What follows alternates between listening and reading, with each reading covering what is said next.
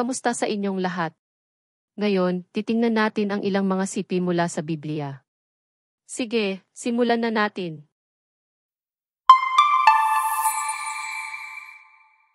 Juan Kapitulo 11 versikulo 25. Sinabi sa kanya ni Jesus, "Ako ang muling pagkabuhay at ang buhay. Ang sumasampalataya sa akin ay mabubuhay, kahit na sila'y mamatay." Unang liham sa Korinto Kapitulo 15 versikulo 21. Sapagkat yamang ang kamatayan ay dumating sa pamamagitan ng isang tao, ang muling pagkabuhay ng mga patay ay dumarating din sa pamamagitan ng isang tao. Roma Kapitulo 6 versikulo 5. Sapagkat kung tayo ay nakipagkaisa sa Kanya sa isang kamatayang gaya ng Kanyang kamatayan, tiyak na magkakaisa rin tayo sa Kanya sa muling pagkabuhay na katulad niya.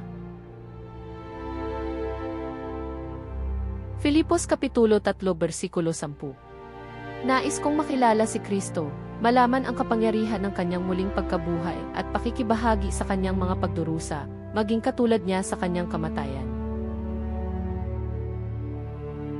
Unang liham kay Pedro Kapitulo 1 versikulo 3. Purihin ang Diyos at Ama ng ating Panginoong Jesucristo. Sa Kanyang dakilang habag ay binigyan niya tayo ng bagong kapanganakan sa isang buhay na pag-asa sa pamamagitan ng muling pagkabuhay ni Jesucristo mula sa mga patay. Mga Gawa Kapitulo 4 versikulo 33. Sa pamamagitan ng dakilang kapangyarihan ang mga apostol ay nagpatuloy na nagpatotoo sa muling pagkabuhay ng Panginoong Jesus.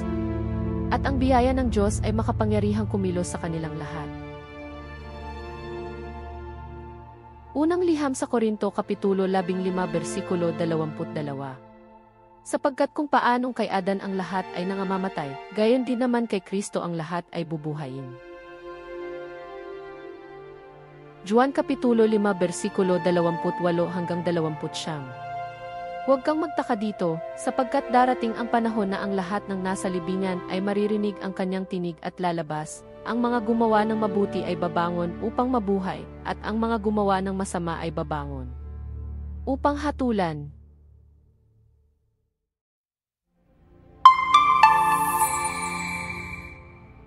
Naway mapuno ang iyong araw ng kagalakan, kapayapaan, at hindi mabilang na mga pagpapala. Manatiling positibo at yakapin ang kabutihan sa paligid mo. Salamat sa panunood.